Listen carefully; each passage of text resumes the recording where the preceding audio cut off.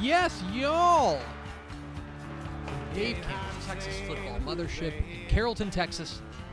It is DCTF Live, the internet show endorsed by Bun B. My name is Greg Tepper.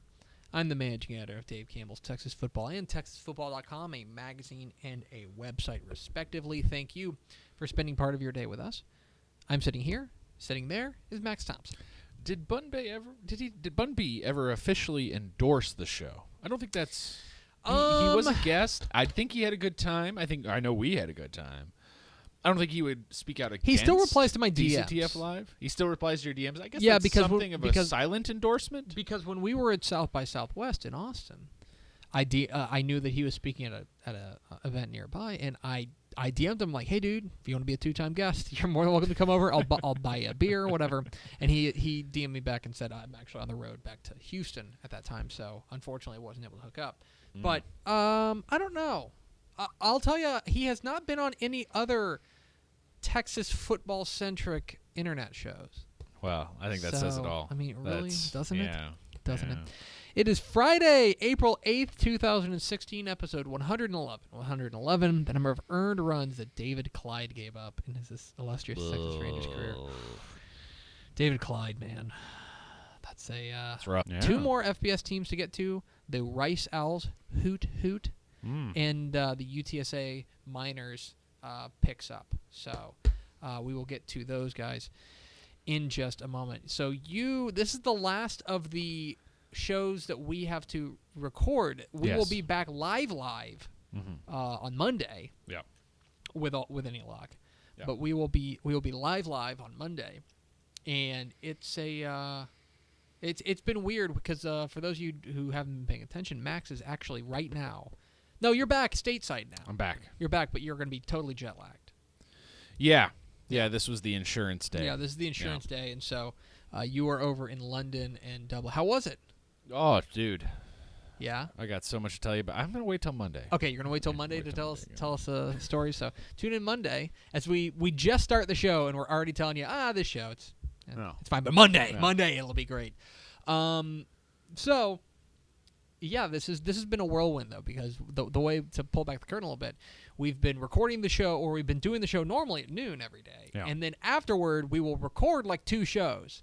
So it's a little tiring. I don't know. I feel like I don't really have a great grasp on what actual day it is because I've been. I'm getting very confused. It's like April 11th April 8th is when you guys are watching this. It is not April 8th when we were recording this. So let's get to it. We are DCTF Live. We're here every weekday at noon on TexasFootball.com. Subscribe to the podcast on iTunes. We're on Twitter. We're on Facebook. We're on Instagram, and we have a website. Max, Greg, we're concluding our spring tour. We're going around the state to the 12 FBS teams in the Lone Star State to kind of give a spring preview of each team and what to expect and what we're looking at. We will start down in H-Town with the Rice Owls. Hoot. Last year when we last saw them, I think they were among the more disappointing teams in the state last year. Yeah. I had high expectations with a senior quarterback coming back and with a lot of interesting playmakers, but I just felt like that was a super disappointing year. 5-7, they end up going, and things just did not go relative to expectations. It's probably them and A&M, right? Yeah, those were the two most disappointing seasons. I would say, compared to where we thought they'd be. I would say, but if you're looking for them to get back on the field, well, you can see them tonight, 9 p.m. tonight if you're down in the Houston area, or I guess it's 8 p.m. local, so 9 p.m. Eastern. Mosey on down to the stadium. Check out the Rice Owls. It'll be fun. So that's tonight. Spring games tonight. Stop by the zoo before. Yeah, see the giraffes. Yeah, exactly. Flip off the penguins, Big picture changes. There weren't really a ton of real overwhelming big picture changes. One thing that did come about, you'll remember that UTSA changed coaches. Larry Coker resigned, left in some way. He's not there anymore. Yeah. And for a hot minute there, David Bailiff was rumored to be on the short list for UTSA. That's right. That's really nothing came of it. David Bailiff is back with the Owls, but that was probably the biggest picture like off-season issue that came about. I mean, it's been a relatively quiet off-season for the Owls. So when you look forward to the 2016 team, if you are into experience, they'll have a lot of it. But if you are into, like, playmakers, they won't. They won't, yeah. Because the guys they are losing are their playmakers. So we'll start offensively. They bring back 7 starters. Good, right? Yeah. Yay, 7 starters. Everybody would take 7 starters. That's more than half. I would say they are losing at least 2 of their top 3 most important players offensively. Yeah. They're losing Dreyfus Jackson. He's unquestionably in that top 3, however you want to rank him. They're losing their center, Andrew Roy, who I believe was a 3-year starter for them. Yeah. They're losing him. They're losing their right tackle, Caleb Williams, and they're losing Dennis Parks, their wide receiver. Now they're bringing back guys. They're bringing back a full core of running backs. Yeah. Samuel Stewart's back. Derek Dillard's back. They're bringing back their left tackle, Calvin Anderson, who I thought acquitted himself pretty well last year as a redshirt freshman. Bring back Zach Wright in the wide receiver core. For a position battle, I mean, when you've got a guy as dynamic and exciting and who has such a good grasp of the offense as Dreyfus Jackson, it's not going to be easy to replace. Yeah, not going to be easy. And now they have their pick of the litter. If you are the kind of guy who says, "Oh, whoever the backup is, he's the incumbent and he gets the job," then Tyler Stelling's going to be your guy. But if Tyler Stelling isn't great or isn't what they're looking for, they've got ample options behind him. Mm-hmm. Nate German, JG Granado, Jackson Tyner, Sam Glazeman, the true freshman. In. I mean, they've got options upon options upon options at quarterback. And it would not surprise me if we came out of tonight's spring game not really knowing who the quarterback is. Yeah. I think Stelling is going to be he has the inside track, but I don't think that he, in his limited time last year and just generally, I don't think he's leaps and bounds better than these guys who are behind him. No, and considering the field, I think you would look at tonight. No, things might change between now and then. But I think, you would look at that field and go, even if they had a great game, great spring performance, there's still a lot of practices ahead that could maybe sort out that field a little bit more. Yeah, I think you're right. I don't know. The quarterback situation really makes me tense. I don't know what to expect from him. So, well, I mean, look, we both have had this conversation, right? If Dreyfus Jackson in everything that he was, which was great, we were big fans, but if that's not enough, then what are the deeper issues here that are creating problems? And the bigger issues, we'll get to that in a moment because it's the other side of the ball. If you're looking for a sleeper offensively, I would keep an eye out for Jordan Myers. He was the quarterback over there at Dickinson. He's not going to be a quarterback at the next level, but I think they're going to try to get him the ball as a wide receiver. And I think that he could perfectly fill that kind of slot receiver type position that has become all the rage these days in college football. Right. I'm excited to see what Jordan Myers does.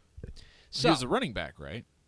Running back, not quarterback, but he's switching to receiver now. Yeah. Okay. So then let's look at the defense. The defense, as I turn off the sound on my computer, the defense. Here is the good news. The good news is they have 9 starters back defensively. The bad news is last year's Rice defense was deplorable. It was very bad. It was real bad. Yeah. Real double plus bad. Okay? Which is surprising. It is this because is not what they've become because known David for. Bailiff has been known for having a playmaking defense. Right. That maybe it's not like your top 10, top 15 defense, but it's a solid defense. Right. Last year it was horrifying. Yeah. It's really bad. They're losing Zach Espinoza at the safety spot and Ross Winship at nose tackle, but they bring back guys like Alex Lyons, Brian Womack, the safety, JT eBay. A lot of guys who are high ceiling, okay? But holy cow, they've got to get closer to that ceiling now. Yeah. Because last year it was just a comedy of a defense. It was really bad. Yeah. So how do they get better? Honestly, if you look at the position battle, because we do the position battle for each side of the ball, I don't know that there's one. I think it's a battle to see who can actually step up and reach their potential. Right. Because last year, basically outside of Alex Lyons, I think everyone underachieved on that defense. Across the board, including the guys who are gone. Yeah. I think everyone underachieved on that defense. I think it's a competition with themselves because if you're David Bailiff, you're saying, look, you weren't very good last year, so if we have somebody better, we're just going to put them in. Right. So it's across the board who can actually reach their potential. So, I don't know. Let's move on. So what to watch, or rather a sleeper. If you're looking for a sleeper, a guy I'm super interested in is the defensive end out of A-Leaf Alsic, Javante Hubbard. A guy that's a program that's known for putting out big-time defenders, and he's a guy that I think could get on the field as an edge rusher early in his career. So, what to watch for in tonight's spring game? Just how much better can the defense be in 1 year? Because if you want to say that Rice is going to be better, then you are going to say that their defense is going to be better. And then you're saying, okay, those same guys who were bad last year, essentially, in sum, they're going to come back, and a year of experience is going to make the difference. That's your argument. Mm-hmm. I don't know if I buy it, but tonight's spring game can help me buy it. Yeah. And then what does the offensive look like post Dreyfus Jackson? You know, Dreyfus Jackson has been the driving force behind that offense for 3 years now. He's gone. How do they replace him? So we end every spring tour segment, Max, with the same question. It's April 8th, so this is non-binding. But Max Thompson, the 2006 Rice Owls, better or worse than 2015? The same. That's where I'm at, too. Yeah. I think they're going to be about the same. I think that could have some variance that they could win one more game or lose one more game. Yeah. But I think they're about the same. I have even though they bring back so much, I think that defense was so bad it has me spooked. And to lose your offensive, your offensive spark plug in Dreyfus Jackson, I think he covered up for a lot of holes last year. If they don't get better as a team, then they could be worse. Yeah. But this year, I think that they could be about the same. Maybe that means one more win. Maybe that means one fewer win. But I don't see this big leap forward, that you see with a lot of experienced teams. I don't think they're going to go. If they had gone like 7-5 last year, then I'd be like really all about this team. Right. But the fact that they were so bad defensively has me real spooked. So, yeah. Although, hey, look, I'd love to be surprised. I would love for them to make a leap. That'd be fun. We're DCTF Live. We're here every weekday at noon on TexasFootball.com. Subscribe to the podcast on iTunes. Twitter at DCTF, Facebook.com/Dave Campbell's, Instagram.com/Dave Campbell's, and at TexasFootball.com. Max. Greg. One more. You ready? One more team to go. One more team to go. And that team, the UTEP Miners. Yeah, baby. Another team that I would say was disappointing last year. Yeah. But I would also say it wasn't really through any fault of their own. No, it's a weird situation. It was a disappointing team, but it also felt like everything that could go wrong, specifically that could break them, did. So we've mentioned this on the show, but I'll recap my feelings on UTEP last year. UTEP was entirely reliant on one guy. They were entirely reliant on running back Aaron Jones. And I mean that on both sides of the ball. Because the defense was not very good, and I think they knew the defense was not going to be very good. So they said, okay, what we're going to do is we're going to run the ball, and run the ball, and run the ball. And that is going to A, score us points, and B, keep the other team from having time to score points. Right. So then down goes Aaron Jones with a knee injury. And the whole thing kind of unravels. Yeah. And it was clear from the beginning, or clear right when he went out, they did not have a plan B. And so the question now becomes, what do they look like in 2016? Or even just they go 5-7. If they had a plan B, it wasn't good enough. No, it certainly was not good enough. If they had a plan B wasn't great. Nope. So the spring game is next Friday, a week from today, April 15th. Big picture changes. There have been a lot of them. For a team that I think really was pretty unlucky last year with injury, they sure overhauled everything. And I think part of that may be, and I don't want to speculate, Sean Kugler may be feeling the heat. Maybe. I think there's pressure I on also Sean. think look, he couldn't have been happy with any of that. No. So why wouldn't he feel pressure? So they bring in a new offensive coordinator, Brent Peace. Brent Peace, he comes from, I had this up a moment ago. He's got quite a resume. Yeah. I felt like it was a pretty big land for them. Sure. I mean, he was the offensive coordinator for Montana, for Kentucky. Boise, he was the offensive coordinator for Boise State. This is a big get for them offensively. So they bring in Brent Peace. And then they bring in a new defensive coordinator, which Texans will also know, Tom Mason. Yeah, man. Tom Mason was the guy who took over when June Jones got resigned, I think it was, in the middle of the year in 2014. And so they've got a new coaching staff around Sean Kugler. Yeah. And I wonder if Sean Kugler's feeling the heat. And Maybe. I wonder if he feels like, I got to win this year. Yeah. And there's reason to think that they will. We start offensively. They bring back 8 starters. Okay? Good place to start. They do lose Autry Golden, who was their top wide receiver and their most dynamic playmaker on the outside. Right. Move them around. And they also lose their center, Eric Lee, who was very good for them for, I think, 3 years. As far as returnees are concerned, well, they're getting back Aaron Jones. And all reports out of El Paso are that Aaron Jones is feeling healthy and that he's getting back to 100%. They're bringing back 4 on the offensive line. Good place to start, right? For a running team, good place to start. They also, if you care about it, they're bringing back Ryan Metz, the quarterback. The quarterback, I mean, basically what happened last year was Aaron Jones goes down, and they say, okay, we got to find some offensive sparks. Well, let's start trying to throw the ball a little bit more, and they can't. They're not good at it. They can't do it. So, for me, the position battle becomes who becomes the one option at wide receiver. Sure. Because for me, if you are UTEP, you don't need this isn't Tech. This isn't A&M. Yeah. This isn't Baylor. You don't need 5 options who can all fly, who can all be these incredible wide receivers. You need 1. Yeah. You're a team that runs the ball 70% of the time. You need 1 go-to deep threat wide receiver. Yeah. Autry Golden was it last year. Who is it now? It could be Tyler Batson. It could be Warren Reddick, the local kid. Yeah. He could come in and be the guy.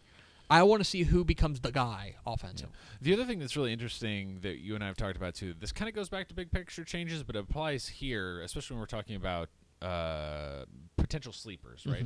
UTEP did a great job of getting local kids this year in their recruiting class. Lots of El Paso kids. Now, it was also good. To be fair, it's also a good year recruiting wise in El Paso. Yeah, absolutely. But they did what we say so many of these teams should do. They drew a line around their city and said, "These are our Steal guys." The went after them. We're all about that. The question that immediately I come up with, and I don't know about you, is: are these guys going to be as close to ready? To play at the college level as maybe some of these other kids that get pulled into programs from the Metroplex or Houston. So we talk about Houston and Rice, and they can go and recruit Houston and just get all the talent they need there. Right. We talk about SMU and Baylor and North Texas and TCU and just say, okay, can they just recruit their area and win? And we think the answer is yes. We think the answer is yes. I think North Texas would be the good example. North Texas, new coach in Seth Luttrell. He said, we're just going to recruit North Texas. We're going to do a good job recruiting North Texas, and we think we can win with North Texas kids. Can you win with just El Paso kids? Right. I mean, now this isn't a team entirely comprised of El Paso kids, but there's a lot on them. It's a substantial recruiting class tied to El Paso, no question. Sure. If you're looking for a sleeper, Max, do you guess who? Do you think you know who my sleeper is going to be? I don't know. I did said they recruit any running backs? I said it before. I said it before. I think I said it on signing day that UTEP has got to stop recruiting my man crushes because they did it with Aaron Jones, and now they're doing it with Q Wadley, the running back out of Cannondale. If you haven't seen this kid, he was a dynamo at the DFW area, it's Power Cannondale, and was just one of the most electrifying running backs in the state, and one of the most prolific too. Yeah. And he's a horse. Yeah. They gave him the ball a lot. Yeah. So he's going to be a guy that I think could see some playing time early and often in what's still a very loaded stable. And I think he can learn from Aaron Jones. And I got to tell you, the idea of Aaron Jones and Q Wadley on the same team makes me really happy. Too much for you. Defensively. Defense wasn't great last year. We knew it wasn't going to be great. Right. They knew it wasn't going to be great. Yep. They bring back 6 starters from that defense. But they do lose, in my opinion, I'd say one of their 2 best players. Depending on your opinion of Alvin Jones. Right. He's either the best or the second best player they had last year. He's back. Right. Roy Robertson Harris is not, the defensive end. He was pretty much their only reliable pass rusher. And really, I would say their only reliable defensive lineman. They also lose Jimmy Musgrave. They lose both safeties, Ishmael Harrison and Kelvin Fisher Jr. They also lose a cornerback in Tron Roberson. Overall, the secondary got pretty much wiped. They do bring back Alvin Jones, as mentioned, and their defensive front is back with the exception of Robertson Harris. They bring back Sky Logan, Nick Usher over there. The position battle, to me, the secondary is wide open. The secondary, and in Conference USA, you got to be able to stop the pass, and the secondary is wide open. They've got athletes back there. Adrian Hinson's back. Deshaun Smith is back. Nick Needham is back. But they're going to need to step up and grab those position battles by the reins. If they can do that, then I think things could get better on that defense in a hurry. If you're looking for a sleeper, it's not an El Paso kid. Houston, from the Houston area, Keith Sullivan, the defenseman up. Aldine Davis, 6'7", 235. Yeah. You can't teach that. So if you're arms looking, up. Just get your arms up. Teach him to be the guy to swat the. Who's the SMU guy who blocked all those kicks? Like Estonian. Oh yeah. He's on the Bengals now. Right. And all he does, they put him in to block kicks because he's awesome at it. Yeah. I can't remember SMU blocked kick. A tradition unlike any other. Greg Tepper. Googling. Margus Hunt. There we go. Margus Hunt. A freak. He's a freak, Yeah. and I think that as if you look at a guy like Keith Sullivan, he's got those measurables. Yeah. You can't teach that. Yeah. So what to watch for in the spring game? How does Aaron Jones participate? And if he does, how does he look? Yeah. I would think it's too soon. I would see. think it's too soon, but overall, how does the running game look? Is there a wide receiver who looks like he's stepping up? I hate to say I don't really care who plays quarterback, but I really don't. Right. It's so secondary to them. Yeah. So I want to see that. And then defensively, what does the secondary look like? Right. I want to see if they can get a pass rush. Can Nick Usher step up and be the guy off the edge that Roy Robertson Harris was? To me, those are the biggest things. So, Max, we conclude all of our spring tours with the same question. It's April 8th rather, so this is non-binding. Max Thompson, the UTEP Miners, 2016. Better or worse than 2015? I have no reason other than blind optimism to think better, but I think better. Is that weird? I think better too. I wrote down I think better. they made enough changes. I think they brought in some more minds to try and shake some things up. I like the recruiting class. Here's to me, I hope last year served as a wake-up call that you've got to have a plan B. And you can't be like a decent plan B. It's got to be like a plan 1 and a plan A and a plan 1A. I mean, or at least be multiple enough that it's not all you lean on. Yes. It's one way traffic. And I think that maybe this offense with Brent Peace will come in and be able to do a little bit more and have those secondary options for if something like that happens where Aaron Jones. Because once Aaron Jones went down, it was over. Yeah. They can't be so reliant on one guy. And I think that hopefully they'll be a little more multiple this year, and I think they've got a chance to get back to a bowl. That's where I'm at. So that's going to do it. We did it, Max. That's our spring tour. You can check out all the spring tours at texasfootball.com. We'll have all of them up on the site. So that is going to do it. That's right. It's the weekend. We'll be back Monday with Max's Tales from Europe. Yay. Follow us on Twitter at DCTF. Like us on Facebook, facebook.com/Dave Campbell's. Follow us on Instagram, instagram.com/Dave Campbell's. And, of course, see us at texasfootball.com. Vince Young, please come get your Player of the Year trophy. We will be back Monday live on DCTF Live.